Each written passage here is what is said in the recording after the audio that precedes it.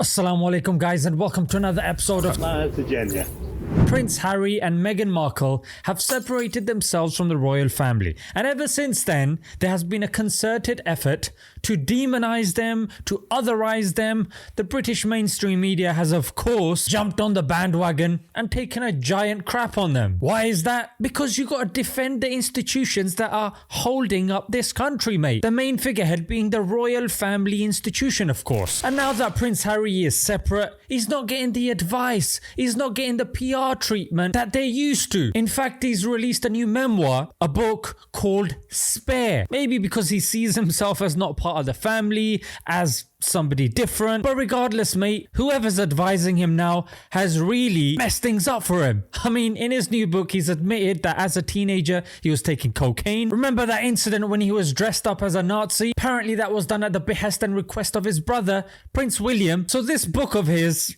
I don't know what to believe nowadays. Apparently, this is so random. Apparently it was leaked in Spain and put on the bookshelves, and people bought it, and then it got taken down again, and Guardian and a few other papers managed to get a copy. It's just, how does this even happen? Was he trolled?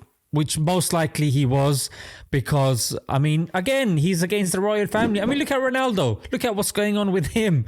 Yeah, and he just went against the football establishment here in the UK. Prince Harry is going to get in the neck, mate, yeah? But regardless, some of the nonsense that this guy has said in his memoir, I'm sorry, mate, but it's very difficult to defend this guy as a Muslim, of course, or even as a human being. And I'm going to tell you why. Because indeed he was part of the invasion of Afghanistan. Oh yes, where a lot of war crimes took place. So he says he had 6 missions which spanned over 10 years, where he kills, and he admits, 25 people. And he remembers it, yeah? And he says he neither feels satisfaction, and here's the kicker, nor does he feel embarrassed. What kind of human being, what kind of machine, what kind of robot do you have to be to feel nothing, mate? Yeah? No embarrassment. You've been part of an invasion that was littered with war crimes. But anyway, he goes on and talks about the people there as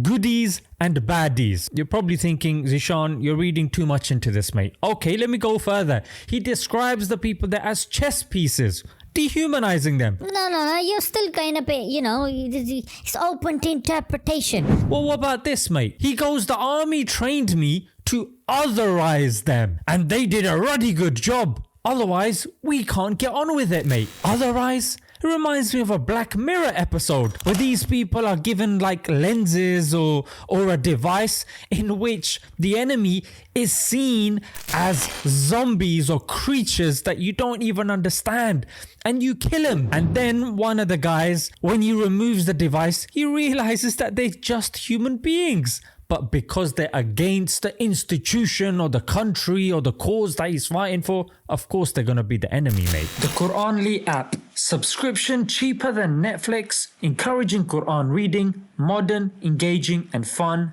Download it today. And then he goes on to say he felt no guilt because of 9/11. Then what about the other scores of countries that have been affected after 9/11? In fact, there's been loads of 9/11s since.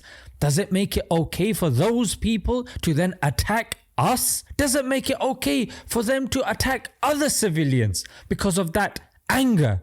And if they are now told, dehumanize the Western people, yeah? Treat them as pieces on a chessboard, as baddies, whilst we are the goodies. Is that okay? There's not a newspaper in this country that would be okay with that.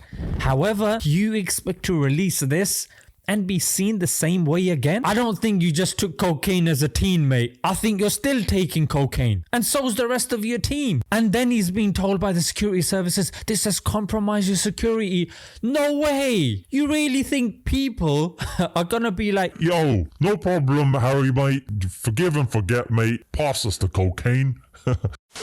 I'm not saying that that's a good thing, but what I'm saying is there are people that can't handle this sort of stuff. They've lost a lot of people. They've lost family members in this war on terror. Anyways, it'll be interesting to see how the news deals with this. Boy, oh boy, oh boy. Let's leave it there, guys. Until next time. Assalamu alaikum.